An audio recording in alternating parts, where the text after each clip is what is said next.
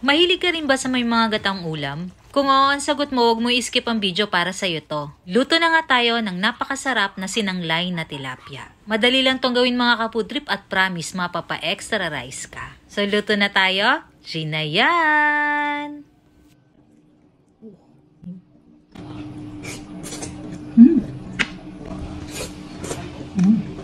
Lalatik na yung ating gata.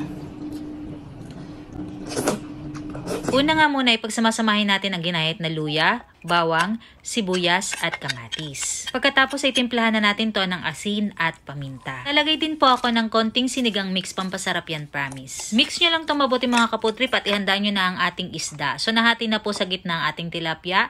Ilagay na po natin ang ating nagawang mixture. Busugin po natin ang ating tilapia. Dalawang tilapia pong gagamitin ko dito. For sure may matitira pa akong mixture. May pagagamitan po tayo niyan. Pag okay na mga ka-food trip ay isiso na natin ng asin at paminta ang ating isda. I-rub lamang po natin ang both sides. Pagkatapos, i-ready nyo na po ang inyong pechay. Natanggal ko na po ang tangkay nito. Ibalot lamang po natin ng pechay ang ating isda hanggang sa marap po ito. Mas maganda po kung may panali kayong tanglad or lemongrass. At dahil wala nga po ako mabilhan ng lemongrass dito sa amin, ay ganito na lang po yung ginawa ko. Inayos ko na lang po yung pagkakarap. Pag okay na po, ilagay na po natin yan sa ating lutuan. Pagkatapos, ilagay na po natin ang kalahati ng ating gata.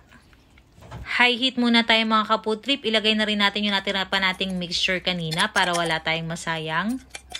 Pagkatapos timplahan na po natin ulit yan ng paminta at konting asukal. Isang kutsara po gagamitin ko, pambalance lang. At syempre sili para may kick. Hayaan lang natin tong kumulo mga ka-food trip. At pagkakulong ng mga ka-food trip ay i-base lang natin ang ating isda para naman pantay ang pagkakaluto niya. Ilagay na po natin sa low heat ang ating apoy at intayin nating ma-reduce ang sabaw. Pag na-reduce na, ilagay na po natin yung kalahati pa ng ating gata at timplahan na po natin ng patis. Takloban lang ulit ito at hayaang kumulo. Pag nare-reduce na ulit yung sabaw, ilagay na po natin yung natitira pa nating pechay pati yung tangkay. Hindi po tayo magsasayang at yun din pong siling haba, ilagay na rin po natin. Sa mahinang apoy pa rin tayo mga ka-food trip, intayin lang natin na medyo maglangis o magmantika ang ating gata at pwede na po yan. Lagyan pa po natin ng maraming sili para mas masarap. At ayun na mga ka-food trip, ganun lang kadaling magluto ng sinanglay na tilapia.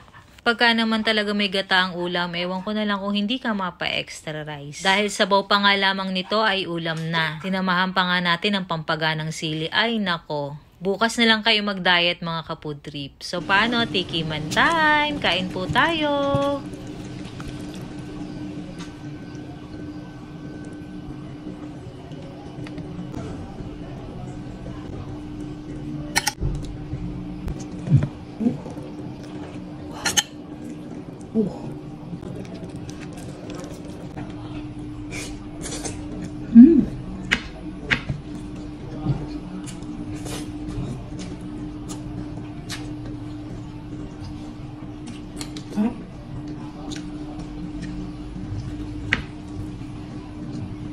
Sarap na.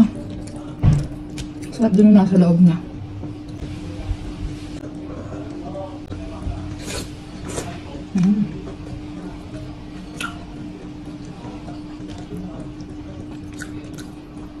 Harap.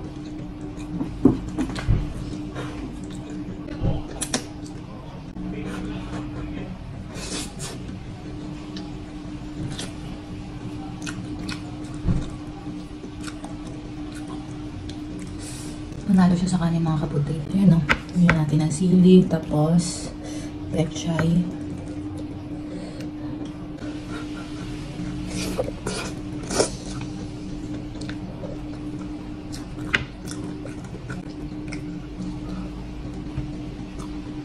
Wala pa kayo maisip. Wala mga ka-food trip. Lutuin na to.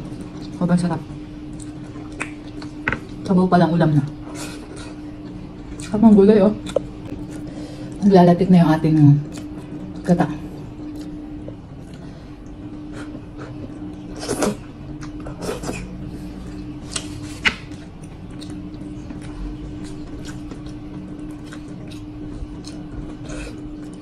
Luto na rin yung mga ka-food trip. Thanks for watching. Bye! Share nyo na rin itong video na to para maluto ng iba. Thanks for watching. Bye!